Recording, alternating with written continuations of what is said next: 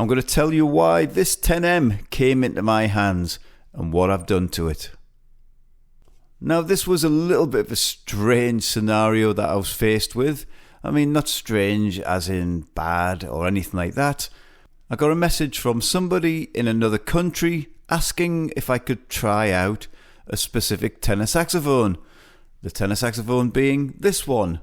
Another person from a different country just messages me and says, can I try this tenor out for them? Tell me what I think about it, blah, blah, blah. You know how it goes. In other words, I was a bit of a guinea pig. I like guinea pigs. They're quite furry and cute, so I'm going to take that all day. I'm officially a saxophone guinea pig. He wanted me to test it for him because he was thinking about buying it.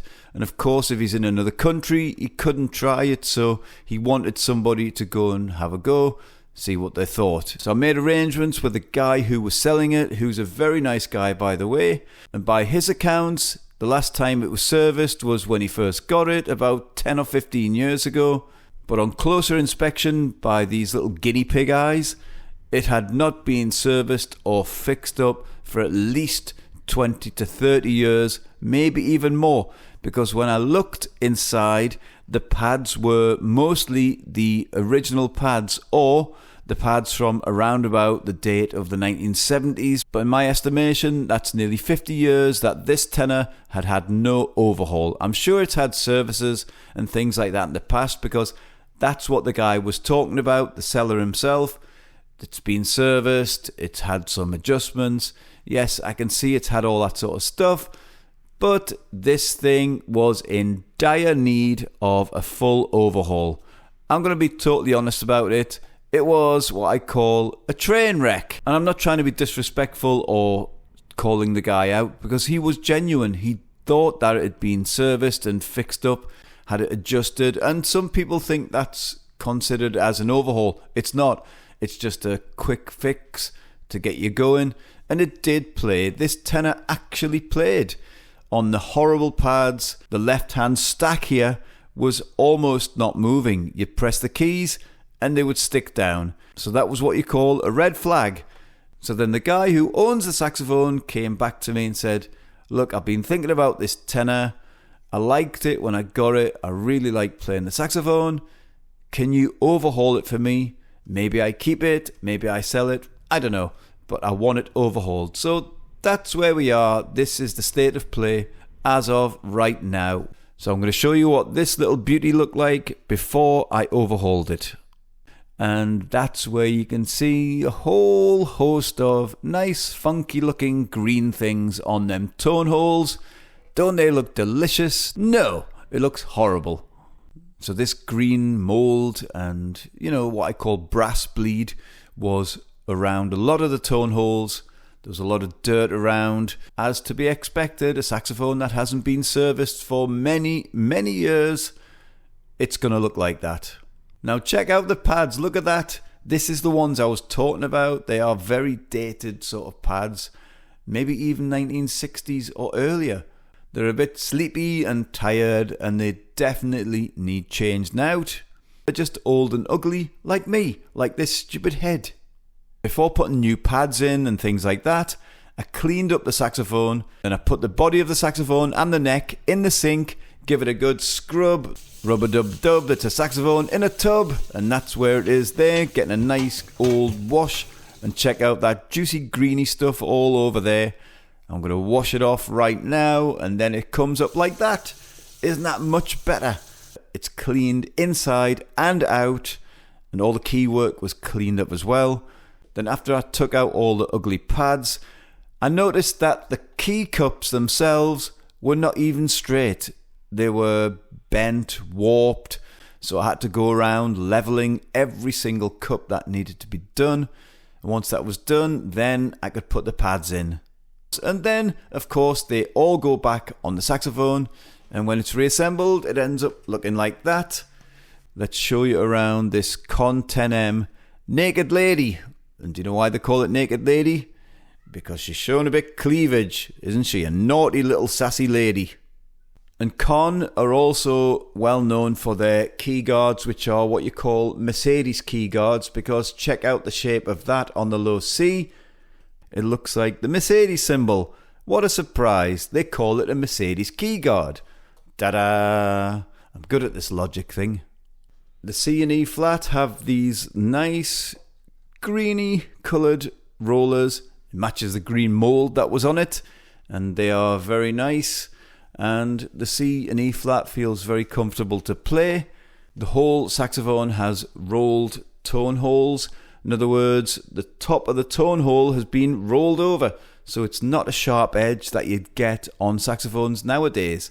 It's a bit softer on the pads, so the pads will last a bit longer. So have a look at this right hand stack here. You've got your regular keys, then you've got this strange little key in the middle. This key is actually a G sharp trill key. It doesn't have a high F sharp, which is also one of my favourite things on saxophones. I like saxophones without high F sharps. It's just my thing. Although my Beast does have a high F sharp. Damn it! Just contradicted myself. Have a listen to my favourite sound. That's quite a nice ringing of the bell, isn't it? That's what a saxophone should sound like when it's set up. It's got this key guard here covering your low and B flat and B keys, which you can unscrew and take out. Palm keys are quite okay, a little bit different than normal, but they work very well. And there's my friend, the octave key doing its wiggly thing as it always does. It has to. Vintage Conn wiggle. There you go. Go on, son, wiggle your head off. So that was just a quick look around the Conn 10M. Now, the most important thing, how does it play? Let's find out soon, and I'll have a chat with you lot after I've made a noise on this thing.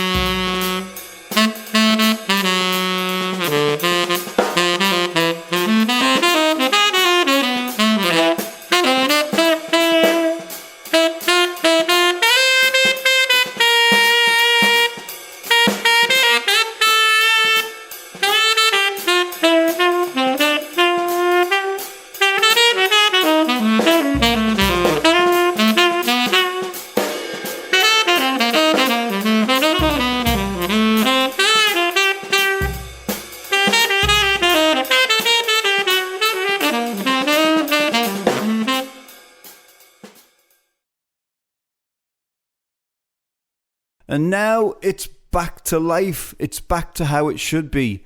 And of course, the pads are so fresh and so new. I literally finished it today. So this is the first time playing on it is on this video for you lot out there. And when it comes to having new pads in a saxophone, it's going to take a little bit playing in. So over the next few weeks or days, this will need to be played quite a lot just to make sure that them pads seat nicely. And of course, I'll be doing some extra adjustments in about a week or so just to make sure everything's tight and right. Just like my wallet. I'm not really tight, I'm actually the opposite. I spend way too much. But let's hear my favourite sound again. I've got to do it again, you know, because I like it.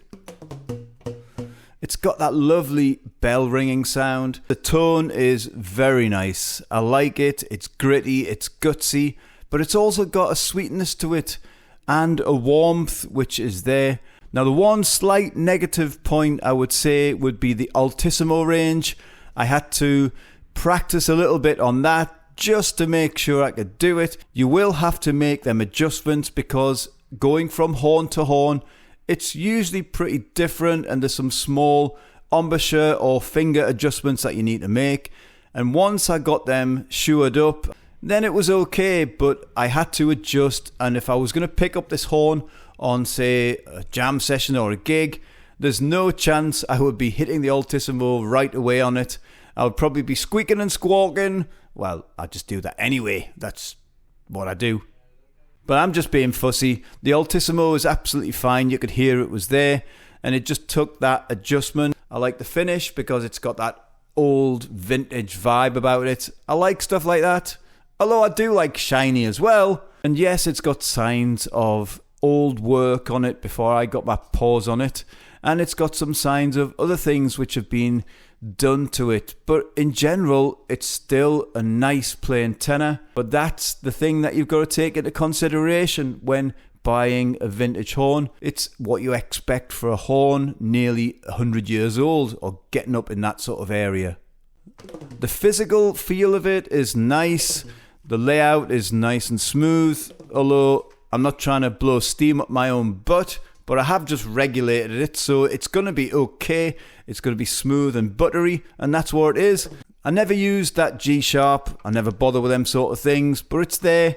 And I forgot to mention at the beginning, the pinky cluster. How the hell could I forget that? Check that little bad boy out. It's got this B flat key which frames your B key, and it's got these nice little rollers which are the same colour as the rollers on the C and the E flat here. It doesn't feel uncomfortable in any way. I quite like it.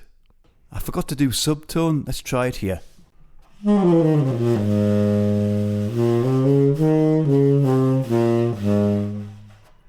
Yep, that's nice and smooth there.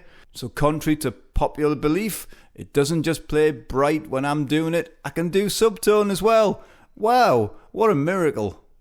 The other thing I have to mention as well is that the tuning is very good on this. I had my tuning app right in front of my stupid face and I was watching it while I was playing on the noodling part and it was pretty much locked in. So I was very impressed with that. So for an old horn with tuning as locked in as this, that's definitely a huge plus point. It's got some character and some charm to it, which you can't really replicate in a modern horn. And if this has been of some use to you, I want you lot out there, you horrible creatures, to do me a huge favour. I want to build my channel. That needs your help. Just click on that like button, click on subscribe, and I give you some huge respect for that. I want to interact with you lot as well, so any comments, write them down there. Let's get some conversation going in virtual reality world of this YouTubiness. Anyway, it's time for me to go. I've got something very important that I'm stretching for, and it's this little bad boy. T.O. Clock. It's officially T.O. Clock.